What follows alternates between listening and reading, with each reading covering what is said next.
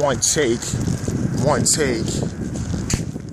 It's NBA Onetake with yours truly, Pretty Boy Laker, coming here live in New York City. Subscribe on YouTube. You can follow me on Snapchat, Instagram, and Twitter.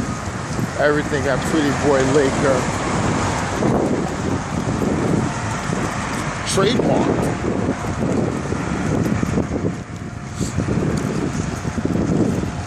March 21st. This is NBA Onetake.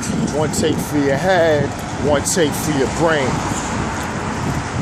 Last night's action was a doubleheader. It was just on some ESPN. And had a great matchup. Philadelphia and Boston Celtics. I love this matchup. I love when these teams going at it. But it was a great back and forth effort with teams making a little run here and a little run here. We had some tussling going on. And B said a hard pick on Marcus Smart. Looked like a little flop. It's Marcus Smart, one of the best floppers in the game. But he took exception to that. And he pushed him. And Embid fell on the floor. And Embid flopped a little bit. I don't know. I mean, the push looked a little tough, but I don't know, man. A lot of acting going on. Post-career after basketball. But Embid took exception, charged at him. No punches was thrown. Unless you Serge Ibaka. And it was crazy. It was just, it was a crazy situation. Marcus Smart was ejected, which will cost them down the stretch in this game. And it did. Because Jimmy Butler was closing. And Embid after the game, post-game said, you a mother-effing closer. Close this for us. And he did. Hitting a couple of shots. 20-some points, and B had a monster game. They won his first monster games against Al Horford, who's always had his number because Al Horford is a great, smart defender. So he does a lot to frustrate Embid because his timing on when to lean his body against him, when to back off, when to swipe, when to call for a double team. His communication is very underrated. And I tell you, man, when Embid was having his way, man, 37 points, 22 rebounds. It's Elijah Warren type numbers. Shaq, just a beast of a game.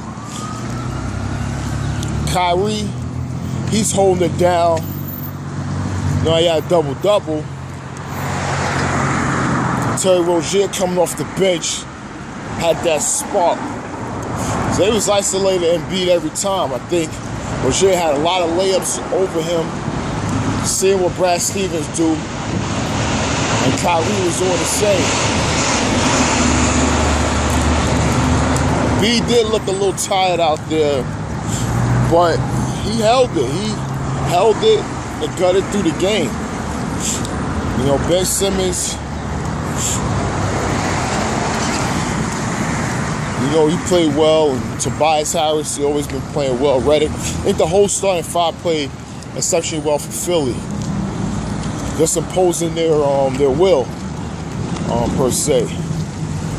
And it's a good night for them. Good night for them.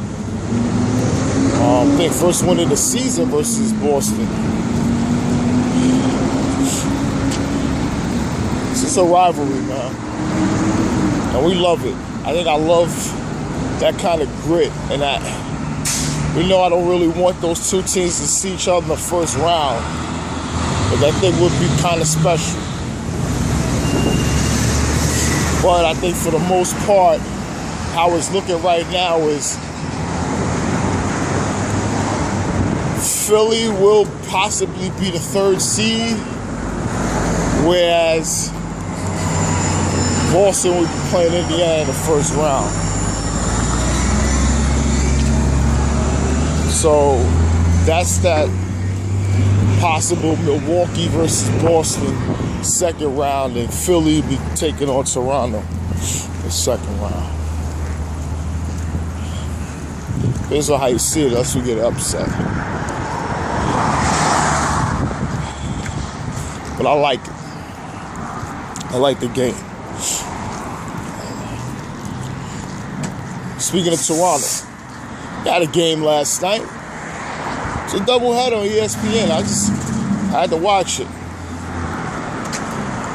They played Oklahoma City Thunder. And it was Pascal Siakam. He had a career night, man. 33, 13 rebounds. He was just all over the place. He's scoring, driving. Played well. You know, Kawhi Leonard, he played this game. You know, he's doing some load management restrictions. Load management. New term out there for sitting guys out. I like it. And it's good. I mean, game winning to OT. Russ being Russ. You know, I'm telling people, it's like this. It's just something. It's just something with Russ, man. Russ he just going back to doing what he did before. I think if he used his mind, just simplify how to do it technically, and just gone to that. But the thing is, he's so instinctual, man. He's like an animal. He has to do it that way. Because he was technical at first, people's question is this and that. But everything was reconfigured. But now it's almost like he's back to where it was and F everything that was working in the first half of the season. That's just my take on it. That's my take with Westbrook. Westbrook don't give an F. He don't. But he's going to play the way he plays. And OKC does not have to deal with it. Hey, Doc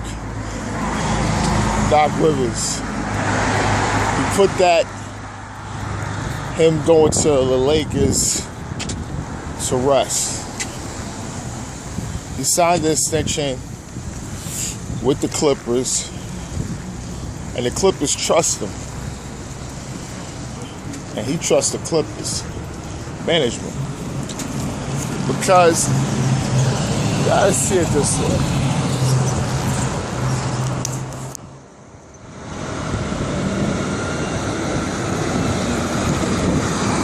He made no magic.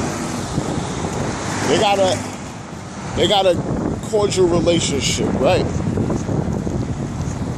And Magic would love to have Doc Rivers there with his staff, bringing guys to do it, possibly, Mike Wilson, several others. Just bring them all in.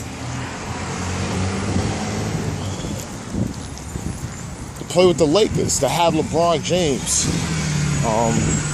Right, not now, but possibly one of the best players in the game right now, I think it changes a little bit because of this season and everything else.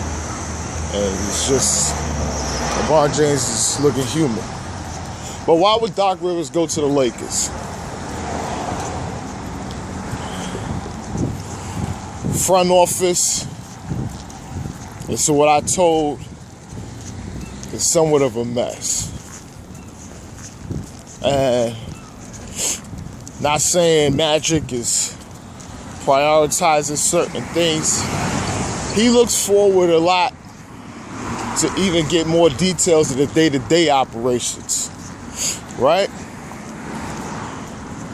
You gotta look at everything.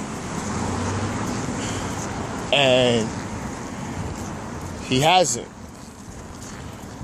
He thinks that it's just about recruiting and then building whatever you think Phil fits in. You don't operate like that. All these guys they brought in, wasn't something you were supposed to do.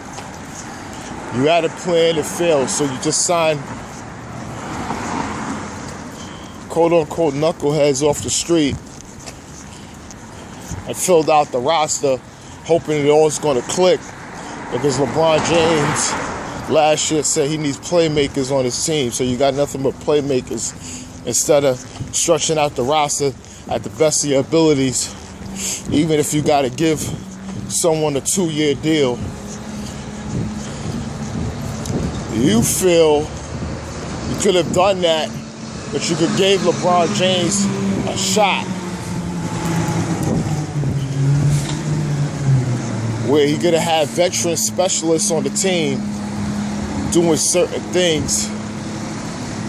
Instead,